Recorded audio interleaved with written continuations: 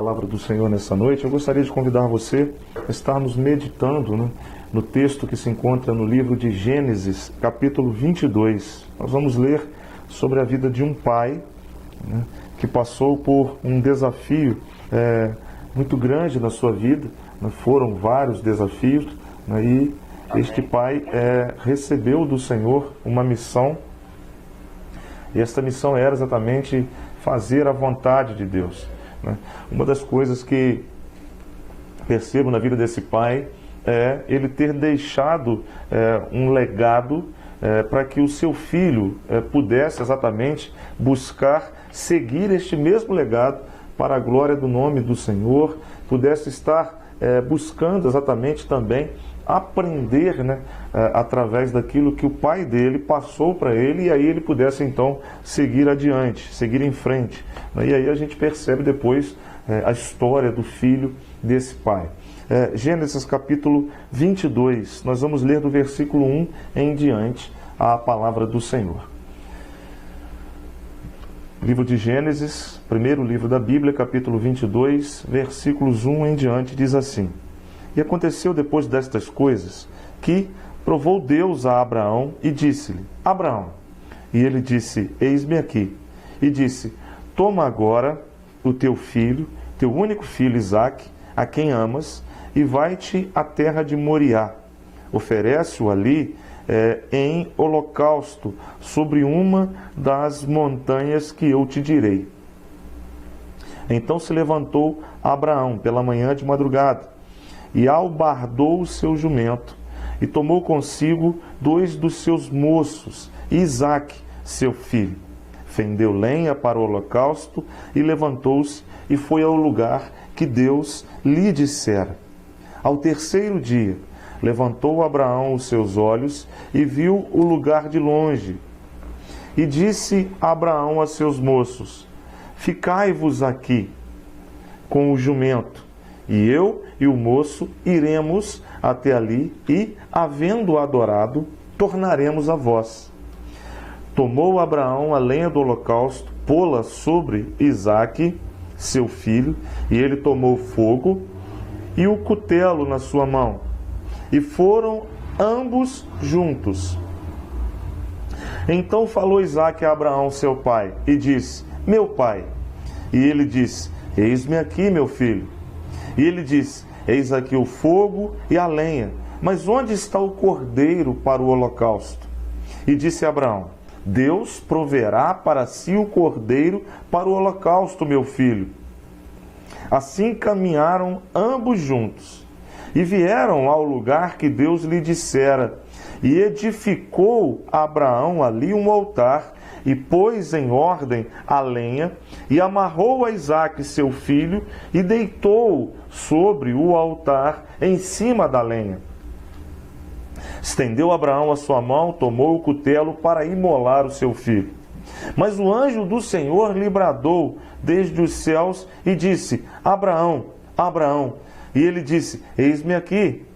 Então disse: Não estendas a tua mão sobre o moço, e não lhe faças nada, porquanto agora sei que temes a Deus, e não me negaste o teu filho, o teu único filho.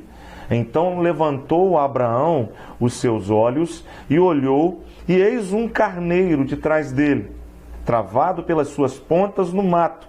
E foi Abraão, tomou o carneiro, e ofereceu em holocausto em lugar de seu filho. Chamou Abraão o nome daquele lugar: O Senhor proverá, donde se diz até o dia de hoje: No monte do Senhor se proverá.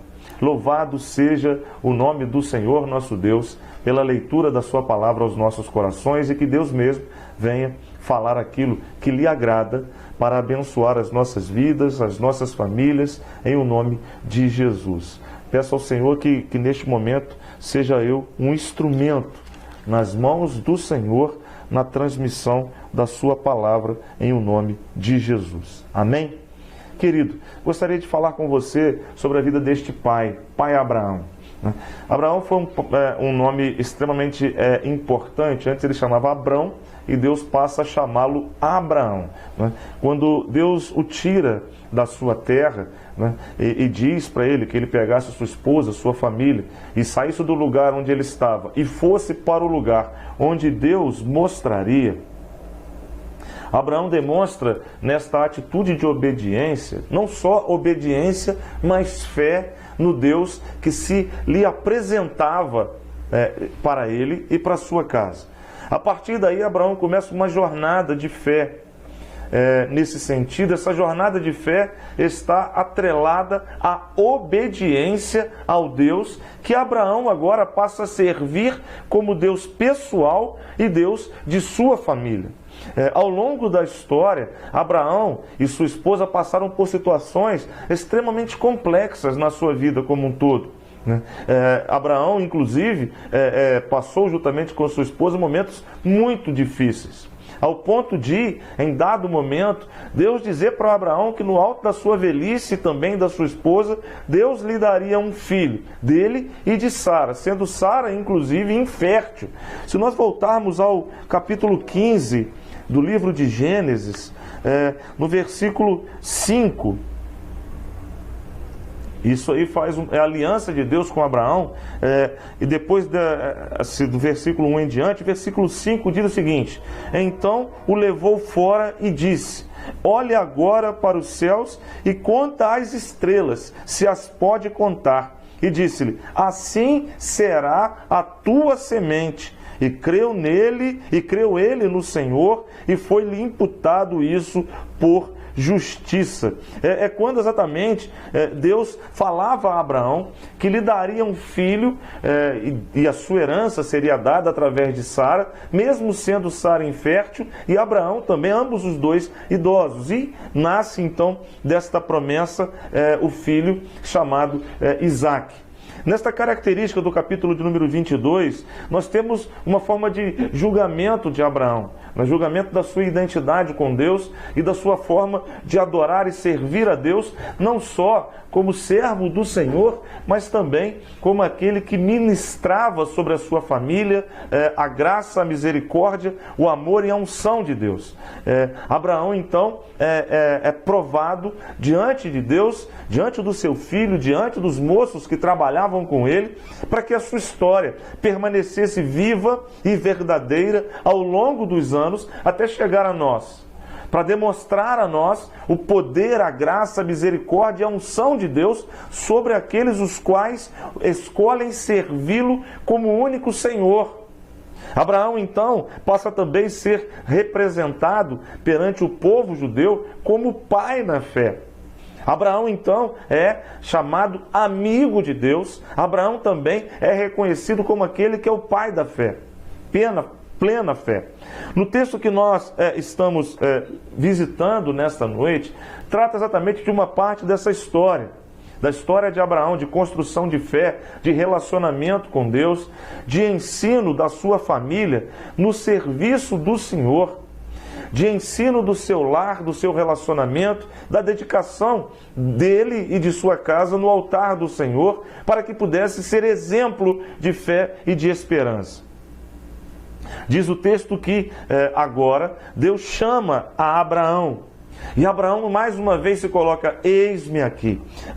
Esta afirmação, eis-me aqui, ela é muito interessante, porque ela vem de um chamamento, de uma característica de chamamento de Deus que precisa ser respondida de forma imediata. Abraão, a chamada é Abraão, imperativo, ou seja, eu estou te convocando para uma assembleia comigo. E a resposta nakar é: eis-me aqui, ou seja, estou pronto, Senhor, para aquilo que tu tens para mim, porque eu confio no Senhor. Então nós temos um vocativo, um chamamento de Deus, que é imperativo, imediato. Abraão. E ele se coloca: eis-me aqui. Abraão, é como se Deus estivesse falando: olha, vem agora se apresentar diante de mim, quero fazer um concerto com você. E ele diz: eis-me aqui. Ou seja, pronto, Senhor, estou à disposição para aquilo que tu tens para a minha vida, para a minha família, para o meu lar, porque eu sei que tudo que o Senhor faz é o melhor, que a sua graça, a sua misericórdia, o seu poder é tudo que eu preciso para a minha vida e para a minha família. Nesse sentido, esta eis-me aqui, nós podemos dizer que está subentendido nessa resposta ou nessa prontidão de Abraão, a sua fé e a sua crença no Deus Todo-Poderoso. Agora, nós temos um desafio de Deus a Abraão. O filho da promessa, né? O único filho de Sara com Abraão. Porque Abraão, na verdade, quando a gente tenta ajudar Deus, Sara, por exemplo, teve essa característica de tentar ajudar Deus, né?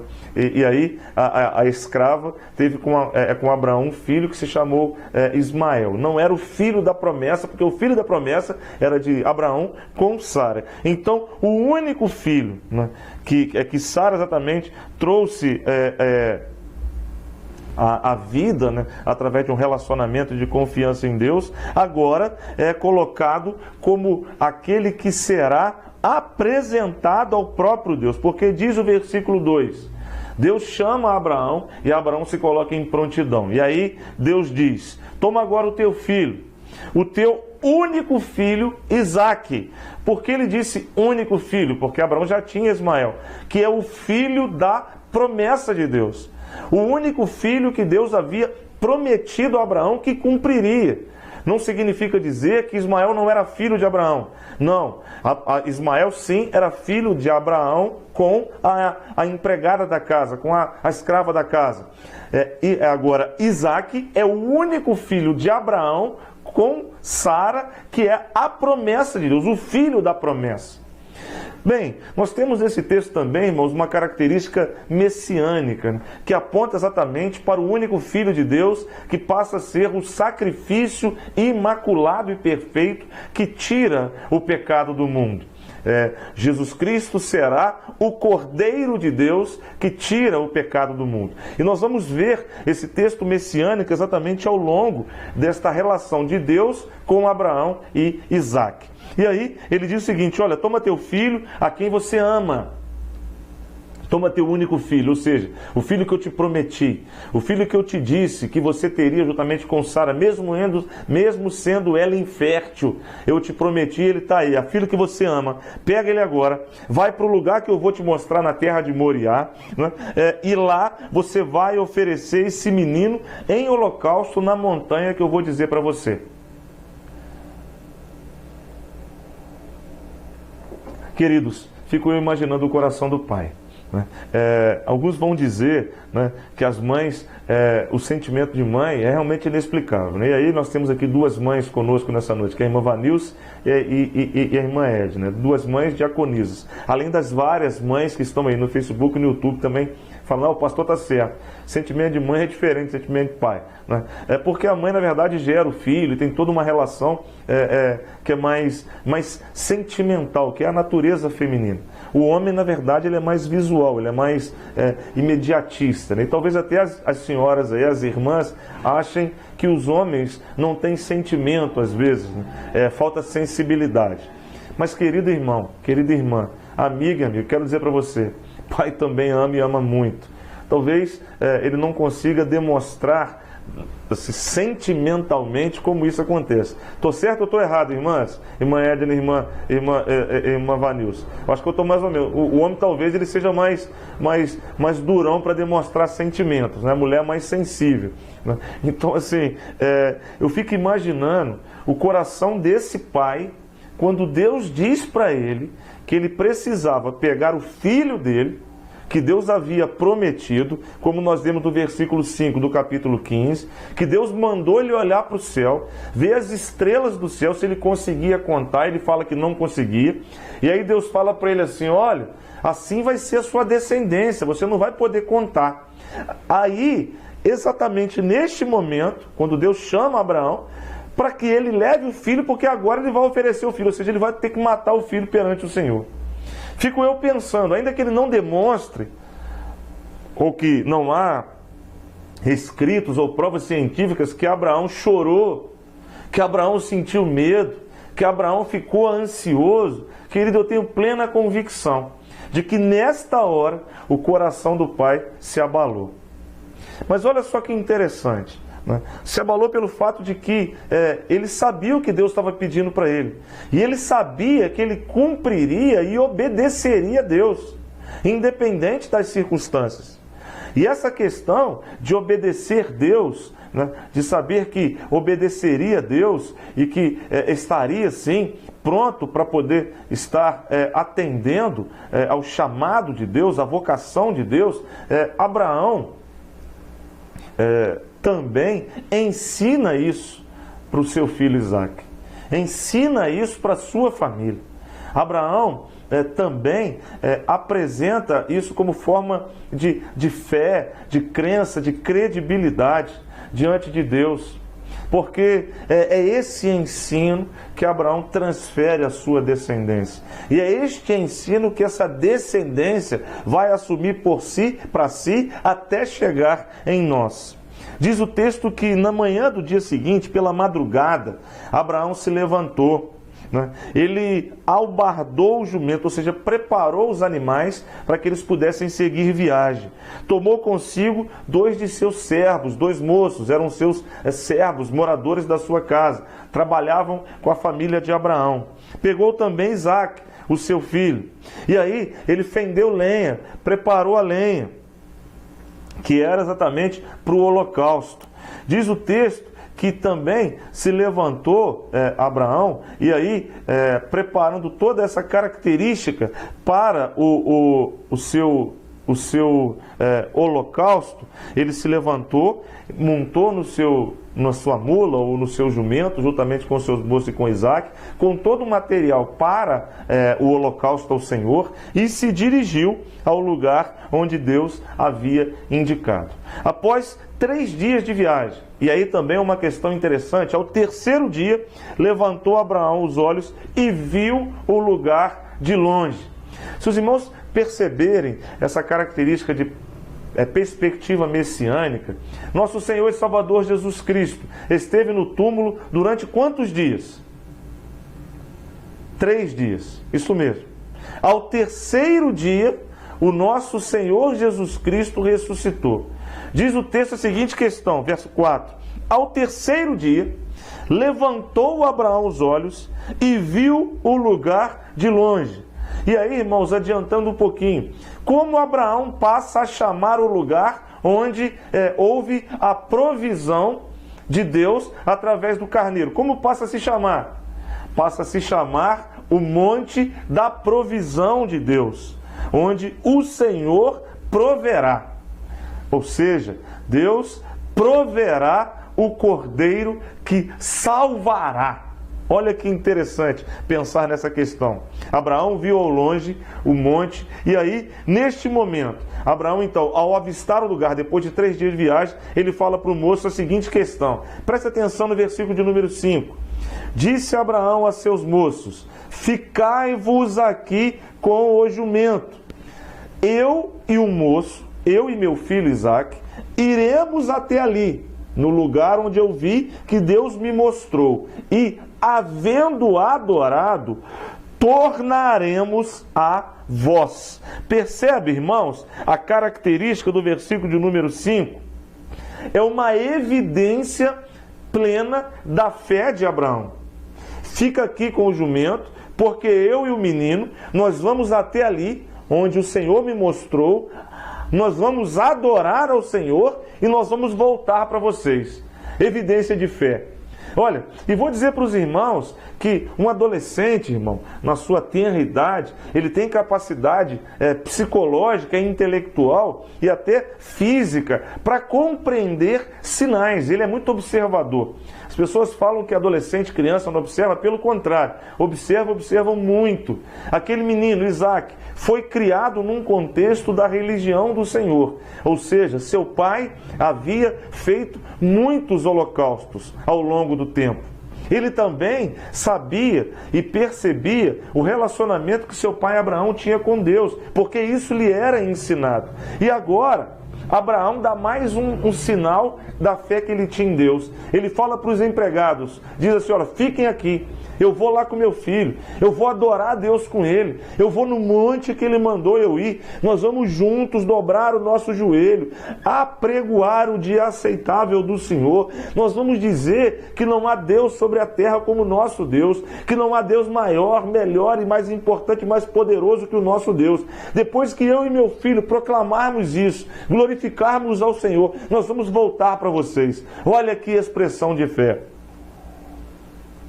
Quantas vezes, meus queridos irmãos, minhas queridas irmãs, nós somos provados na nossa fé. Quantas vezes, como pais, nos vemos em meio a uma batalha emocional, a uma batalha que precisamos decidir e ser exatamente o ensino e o exemplo para que nossos filhos sigam abençoados, sejam abençoados e possam, a partir desse exemplo de fé, de perseverança, no momento de decisão, também decidirem ao lado do Senhor. O legado que você, pai, que você, mãe, que você, família, está escrevendo nesses dias, vai redundar numa história que será contada pelos seus filhos, pela geração dos seus filhos, como uma história de fé, abundante fé, uma história que glorifica ao Senhor. E é isso que nós estamos vendo nesta noite, uma história que glorifica ao Senhor, uma história que nos inspira a também termos fé em Deus, a também ensinarmos a nossa família, ensinarmos o nosso relacionamento, pautarmos a nossa casa na direção e na unção do Santo Espírito de Deus. Olha, o texto prossegue, versículo 6, tomou Abraão a lenha do holocausto, entregou a lenha para Isaque, seu filho. Ele tomou fogo, pegou o cutelo, que é uma espécie de punhal, na sua mão e foram andando juntos. No caminho, na caminhada, olha só o exemplo. Isaque conhecia a religião e conhecia o Deus da religião. Isaque pergunta para o pai, pai, eu estou vendo aqui, estou vendo fogo, estou vendo lenha, estou vendo o cutelo, mas pai, cadê o cordeiro para o holocausto?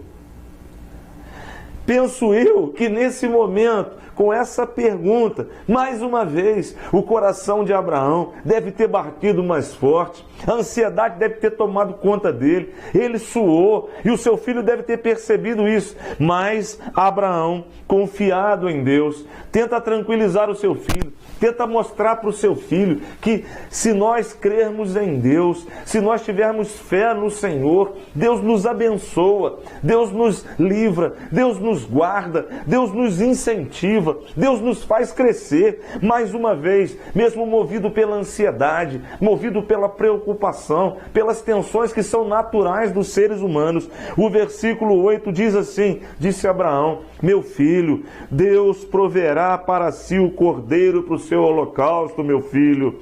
Vamos continuar caminhando, ele incentivando sua família a adorar ao Senhor. Vamos caminhar, vamos seguir, vamos focar o olhar em Deus, vamos deixar as coisas que Deus tem para fazer, para que Ele faça. O que a gente tem que fazer, a gente vai fazer. Pode parecer ser difícil, meu filho, mas Deus vai nos ajudar.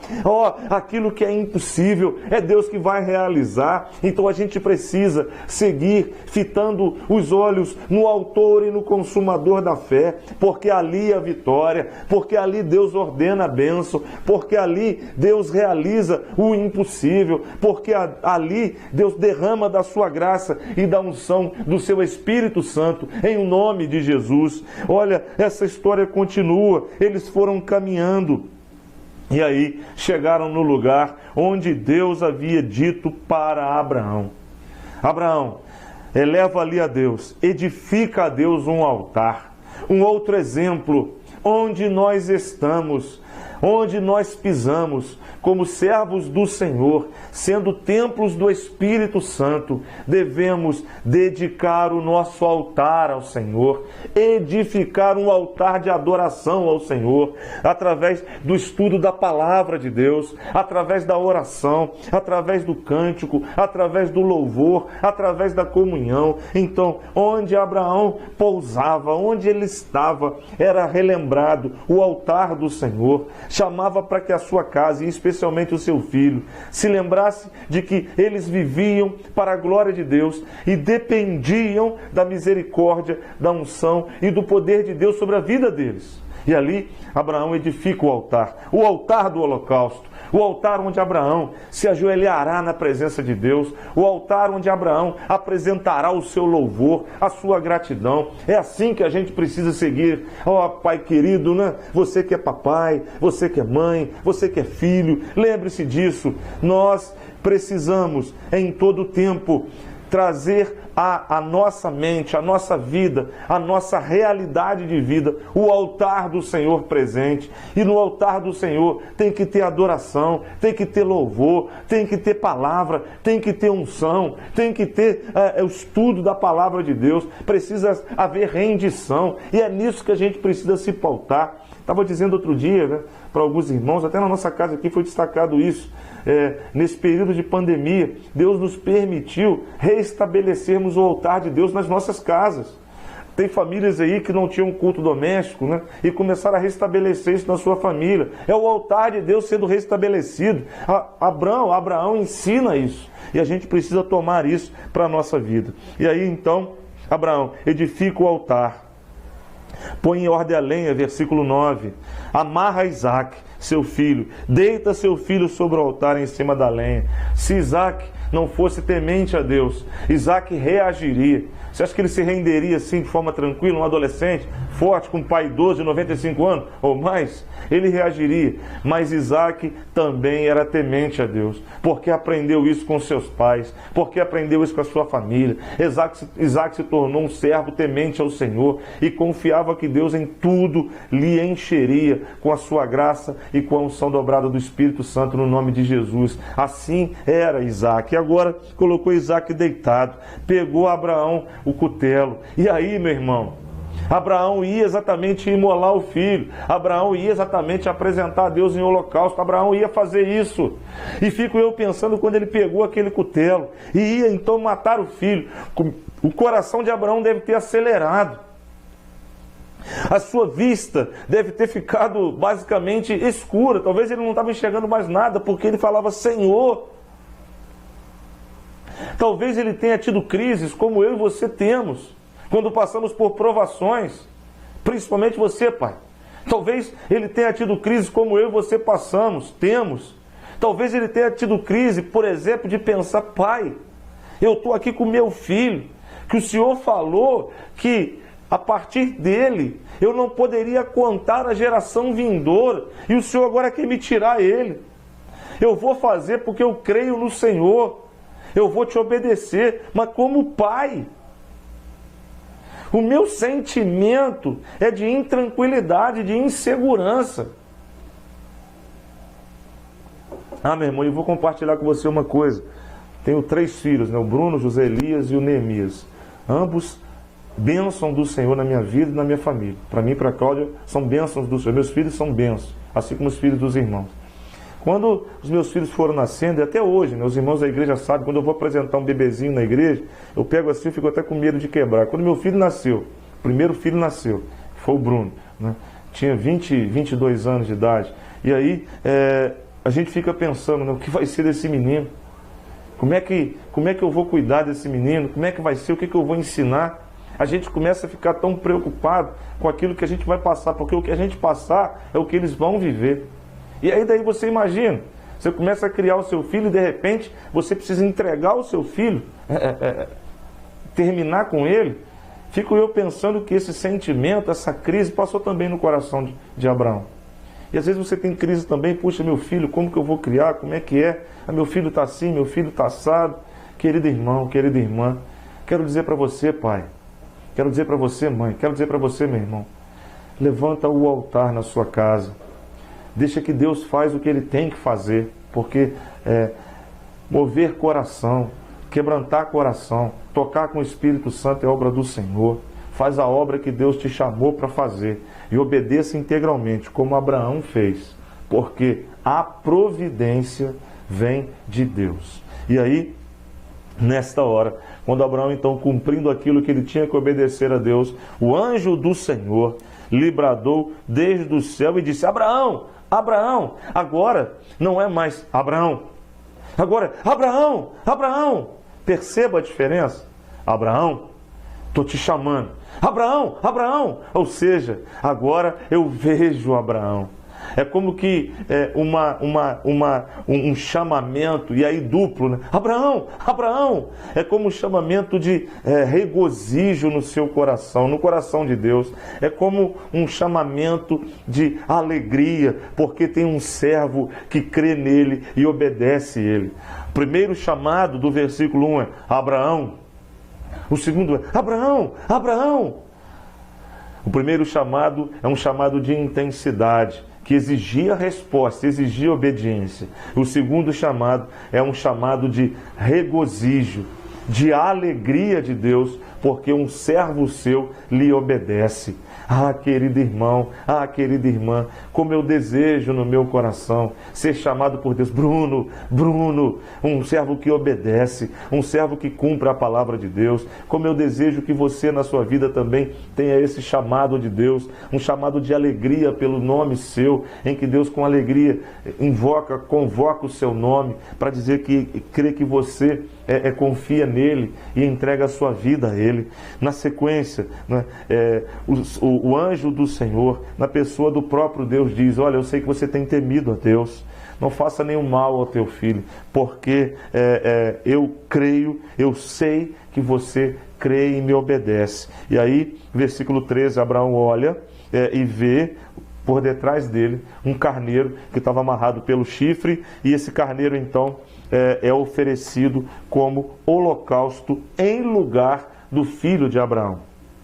E aí Abraão chamou aquele lugar de o Senhor proverá. Vamos voltar lá no início, versículo 4.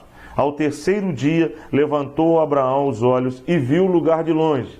Deus mostrou o lugar. No lugar onde Deus ia prover o cordeiro que morreria no lugar do filho. Ao terceiro dia, representa também, de forma messiânica, o tempo que Jesus Cristo passaria na sepultura, para nos dar não só a vida eterna, o perdão pelos nossos pecados, mas a ressurreição.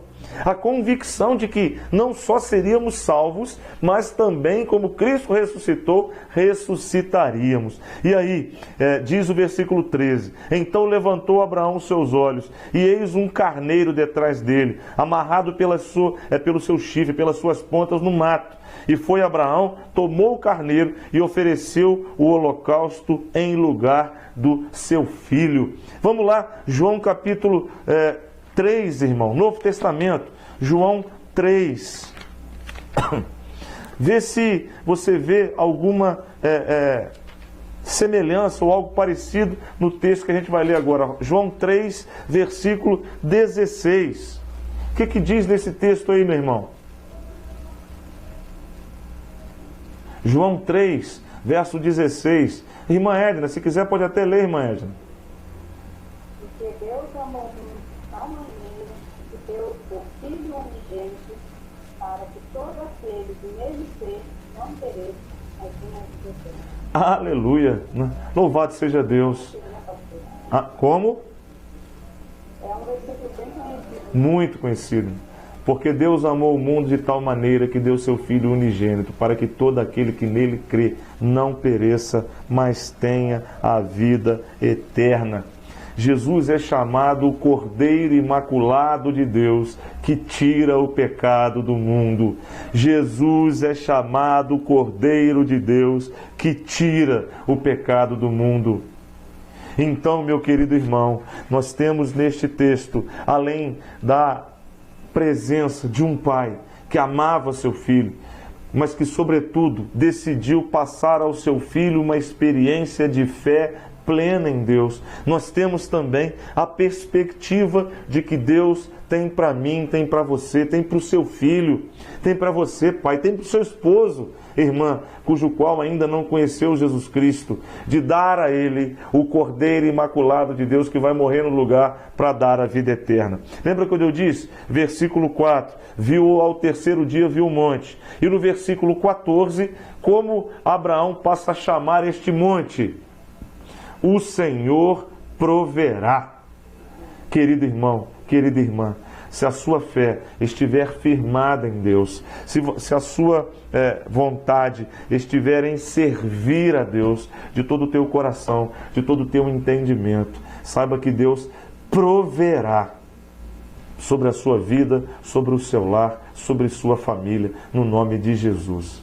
E quero nesta noite, mais uma vez, orar ao Senhor, agradecer a Deus pela oportunidade que Ele nos concede de podermos ter o Deus da provisão, o Deus que nos provê, o Deus que nos abençoa, o Deus que nos guarda, o Deus que nos livra. Quero orar agradecendo pela sua vida, para que a cada dia você seja um pai segundo o coração de Deus, um pai que possa passar fundamentos da palavra de Deus para os seus filhos, para a sua geração, e que os seus filhos passem esses ensinamentos para gerações futuras. Que você seja cada dia uma família, juntamente com a sua esposa e seus filhos, com o seu lar, com seus familiares, uma família ungida e abençoada pela graça do nosso Deus, no nome de Jesus. Nós vamos então orar neste momento. E eu quero convidar para essa oração também os meus diáconos, para que a gente possa estar aqui juntos, orando ao Senhor nesta noite. E aproveitar essa oportunidade, que eu não poderia deixar aqui de fazer um convite, um apelo a você pai, a você mãe, a você filho nesta noite. Se o Espírito Santo de Deus falou ao seu coração através desta palavra, eu quero te dar uma oportunidade de reconhecer a grandeza e a glória de Deus na sua vida, no seu lar e na sua família. Ah, meu irmão, ah, minha irmã, ah, meu amigo, minha amiga, se por acaso, ao longo desse tempo, você tem andado sem crença, descrente deste Deus poderoso, se você tem andado em não obediência, se você tem sentido que tem esfriado na fé, nesta noite Deus vem fazer um chamamento de um renovo espiritual, de um renovo de aliança entre você e o teu Deus, um renovo de aliança entre você e o nosso Deus, um renovo de aliança que pode trazer um renovo para a sua casa, para o seu relacionamento, para a sua família. Você, meu filho, filha, se ao longo da sua vida, quer seja adolescente, jovem, você também tem sentido um desconforto por conta exatamente de não estar conseguindo entregar a sua vida a ponto de que possa confiar em Deus, a fim de que Deus te conduza, te abençoe. É a oportunidade também que o Senhor está te dando nesta noite através do Espírito Santo, para que você, junto conosco, possa também estar orando. Então, no nome de Jesus, quero fazer um apelo a você que me ouve nesta noite. Se você deseja, no nome de Jesus, receber Jesus Cristo como o único e suficiente Salvador da sua vida, porque o texto nos leva a entender que o Cordeiro de Deus que tira o pecado do mundo é Jesus Cristo.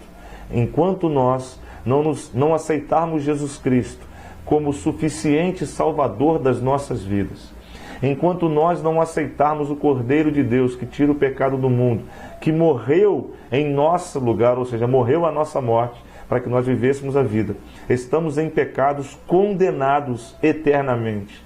Nesta noite, Deus está te oferecendo o Cordeiro, como fez com Abraão, para que a sua vida seja salva, para que os seus pecados sejam perdoados, e aí no monte da provisão, Deus lhe prover a salvação.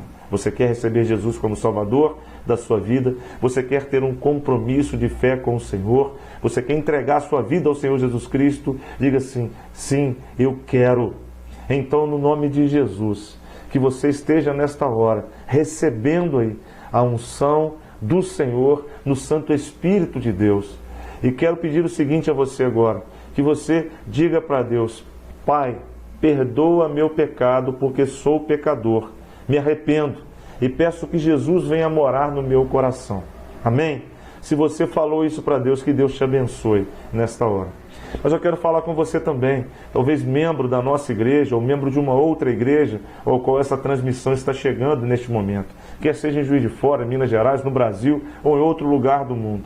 Se você, que um dia esteve na presença do Senhor, mas esta fé de Abraão, que foi falada aqui, você sente que ela está falhando em você.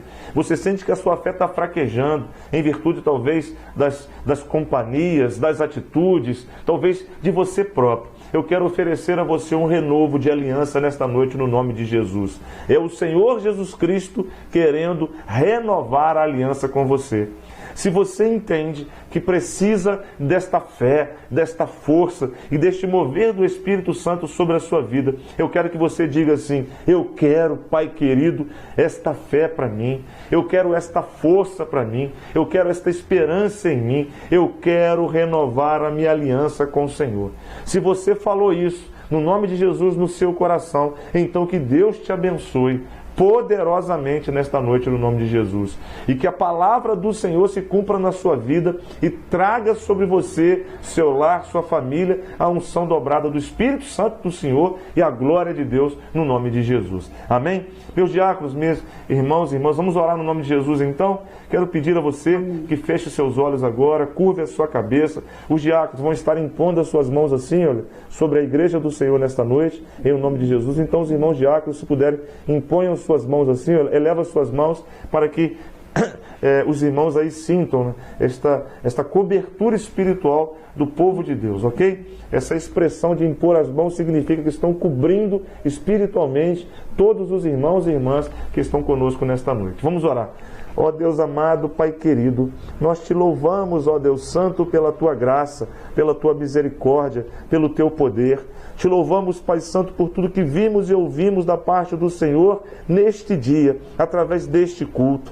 Louvado seja o teu nome, ó Deus, pela tua graça, pela tua misericórdia, pelo teu amor, que nos permite, Pai querido, estarmos chegando à tua presença para lhe louvar, adorar ao Senhor com toda a nossa força, ó Deus, de todo o nosso coração. Quero agradecer ao Senhor, ó Deus, pela vida dos teus filhos e filhas que estão participando conosco nesta noite deste culto. Peço ao Senhor, ó Deus, que recompense os teus filhos, abençoando, ó Deus, em o nome de Jesus. Ó Deus, sonda os corações.